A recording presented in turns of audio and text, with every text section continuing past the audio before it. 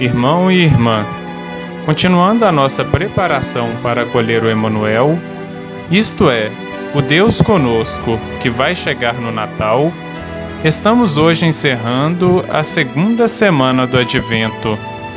Vou iniciar a minha mensagem fazendo a você a seguinte pergunta: você já ouviu falar do profeta Elias?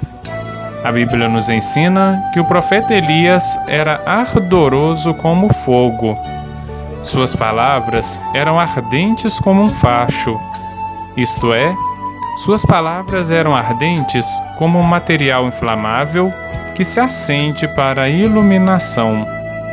Podemos ler nas Sagradas Escrituras que, para conduzir o povo a Deus, as pregações do profeta Elias eram pregações ardentes, que mexiam mesmo com o coração e com a vida do povo.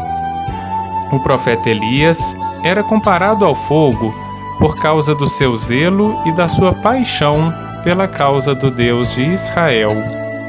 A sua vida foi, de fato, totalmente voltada ao serviço de Deus, em cuja presença Elias se mantinha permanentemente.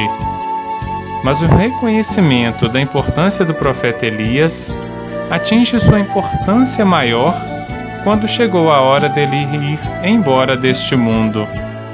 Ele teve um destino especial. A Bíblia relata que Elias foi arrebatado pelo fogo.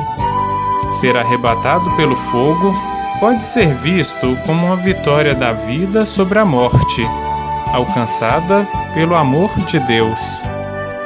Elias é, pois, um incentivo à esperança na vida para além da morte, a bem-aventurança total e definitiva que espera aqueles que, como Elias, morreram no amor. Mais precisamente, a Bíblia fala que o profeta Elias foi arrebatado ao céu num redemoinho de fogo, num carro puxado por cavalos de fogo.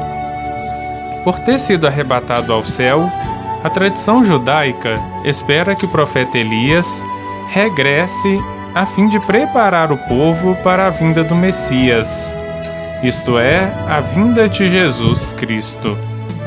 E o Novo Testamento, sobretudo no Evangelho de hoje, Mateus, capítulo 17, versículos 10 ao 13, recebe essa tradição judaica do regresso do profeta Elias, e vê este regresso ser realizado em João Batista.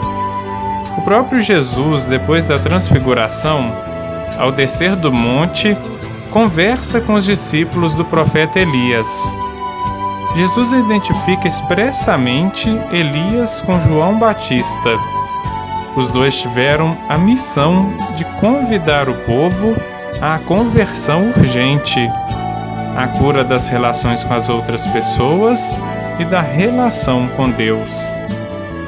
Os discípulos de Jesus compreendem essa identificação. Cabe a nós deixar-nos ser questionados por João Batista, cuja voz proclamava corajosamente como fizera o profeta Elias. Através desses dois profetas, Deus nos ensina que não podemos ter outro Deus na nossa vida e que devemos nos aderir integralmente à aliança que Deus fez conosco. Neste sentido, João é, como Elias, um fogo irresistível, um profeta cuja palavra ilumina os nossos caminhos. Tanto Elias como João Batista foram perseguidos pelos poderosos e incompreendidos pelos seus contemporâneos. A palavra de Deus, às vezes, é incômoda e inquietante.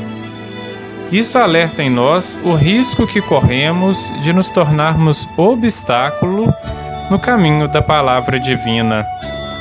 Ao invés de ser obstáculo para a realização do projeto de Deus, ao invés disto, precisamos de sermos mais corajosos e mostrar para o mundo que Deus existe. Ainda que esta atitude vá trazer para nós muitas perseguições, mas não podemos ter medo de sermos perseguidos. Não sei se é por medo das perseguições e por puro comodismo, o que podemos observar é que, na maioria das vezes, nós cristãos estamos muito recuados.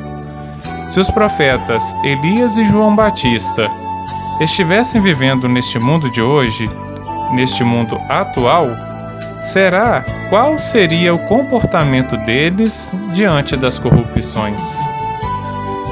Qual seria o comportamento dos profetas Elias e João Batista diante de tanta pobreza, tanta fome, tantas injustiças sociais? Qual seria o comportamento deles diante das guerras e conflitos que matam tantas pessoas inocentes?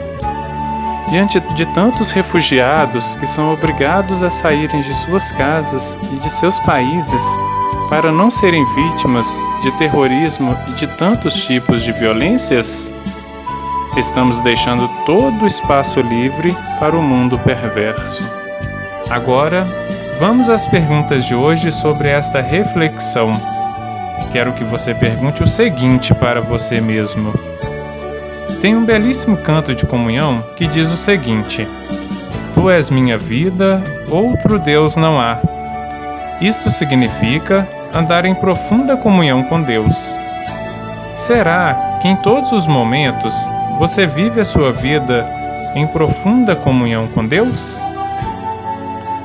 A mensagem mostrou para nós que tanto o profeta Elias como João Batista e, sobretudo, Jesus Cristo foram terrivelmente perseguidos, mas eles não tiveram medo de serem perseguidos. Será que você é daquelas pessoas que morrem de medo de serem perseguidas? Será que você tem dado conta de suportar as perseguições até que elas sejam vencidas? Ser profeta é ter coragem de enfrentar o mundo, dando testemunho que Deus existe. Será que você tem vivido como um profeta onde quer que você esteja? Ou será que covardemente preferimos ficar recuados do que ter de enfrentar este mundo que vem com tudo contra quem é de Deus? Pense um pouco nessas perguntas.